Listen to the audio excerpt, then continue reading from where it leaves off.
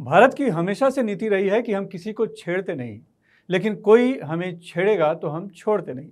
ये अलग बात है कि पाकिस्तानी आतंकी पिछले कई सालों से कश्मीर ही नहीं, मुंबई और दिल्ली तक में घुसकर आतंकी हमलों को अंजाम देते रहे थे। लेकिन भारत सरकार ने पाकिस्तान में घुसकर मारने की बजाय कूटनीति के जरिए ही अपनी नाराजगी जताई। साल 2014 में मोदी सरकार आने के बाद उरी और पुलवामा जैसे आतंकी हमलों का बदला जरूर लिया गया, पर वह सिर्फ एक हमले तक सीमित था। लेकिन पहलगाम हमले के बाद भारत ने जो पलटवार किया है वो सिर्फ एक आतंकी हमले के खिलाफ कार्रवाई नहीं, बल्कि अब तक हुई सभी आतंकी हमलों का बदला है। 7 मई की सुबह भारत ने एक साथ पाकिस्तान के 9 ठिकानों पर बम गिराए। पहलगाम में आतंकी हमला करने वाला ठिकाना और उसके आका तो शामिल ही हैं। साथ में मुंबई में 26/11 आतंकी हमला और 7/11 मुंबई लोकल ट्रेन धमाकों को अंजाम देने वाले लश्कर-ए-तैयबा का ठिकाना भी निशाने पर लिया गया। भारतीय सेना ने मुरिज़के में लश्कर-ए-तैयबा के मरकज तैयबा के साथ बरनाला में मरकज अहले हदीस और मुजफ्फराबाद के शावई नाला कैंप पर भी बमबारी की। बताया जाता है कि मुंबई में आए आतंकी अजमल कसाब सहित सभी 10 आतंकियों को लश्कर-ए-तैयबा ने इन्हीं टेरर कैंपों में ट्रेनिंग देकर भेजा था। पाकिस्तानी आतंकियों के आका हाफिज सईद ने 1985 में लश्कर-ए-तैयबा का गठन किया था। ऐसा कहा जाता है कि ओसामा बिन लादेन ने भी इस आतंकी संगठन की फंडिंग में मदद की थी। इसी तरह आतंकी संगठन जैश-ए-मोहम्मद, जिसका आका मसूद अजहर है, वह साल 2001 में हुए संसद हमले का मास्टरमाइंड है और साल 1999 में कंधार में IC-814 विमान का अपहरण कराकर छुड़ा गया था।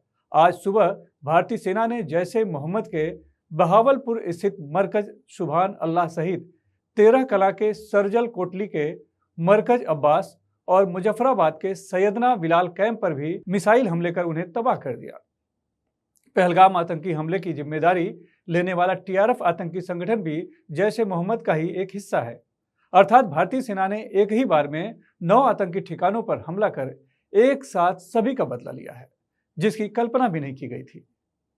उल्लेखनीय है कि प्रधानमंत्री नरेंद्र मोदी ने पहलगाम हमले के बाद ही बहुत स्पष्ट शब्दों में कहा था कि आतंकियों को उनकी कल्पना से भी बड़ी सजा मिलेगी, उन्हें मिट्टी में मिलाने का समय आ गया है। POK और पाकिस्तान के आतंकी ठिकानों पर भारतीय हमला सिर्फ बदला नहीं, बल्कि पाकिस्तान और आतंकियों के आकाओं को चेतावनी भी है कि अभी आतंकी ठिकानों को निशाना बनाया गया है, लेकिन जिस तरह से आतंकियों ने धर्म पूछकर हिंदू पुरुषों की हत्या कर 26 भारतीय नारियों की मांग का सिंदूर उजाड़ा है, उसका भी चुन चुनकर बदला लिया जाएगा। यही वजह है कि इस बार के ऑपरेशन को ऑपरेशन सिंदूर नाम दिया गया। भारतीय संस्कृति में सिंदूर का बहुत महत्व है। मांग का सिंदूर ही सुहाग का रक्षक और सुहागन स्त्री की पहचान होता है। पहलगाम हमले में मारे गए शुभम द्विवेदी की पत्नी ऐशान्या ने ऑपरेशन सिंदूर नाम दिए जाने पर प्रतिक्रिया देते हुए कहा है कि ऐसा लग रहा है कि जैसे उनके परिवार के ही किसी सदस्य ने आतंकी के घर में घुसकर बदला लिया हो। 7 मई को पाकिस्तान और POK में आतंकियों के ठिकानों पर हुए हमले के बाद आयोजित प्रेस कॉन्फ्रेंस में विदेश सचिव विक्रम मिस्री के साथ भारतीय सेना की ओर से कर्नल सोफिया कुरैशी और विंग कमांडर व्योमिका सिंह ने ऑपरेशन की जानकारी दी। भारत के किसी भी सैन्य ऑपरेशन के बाद ऐसा पहली बार हुआ।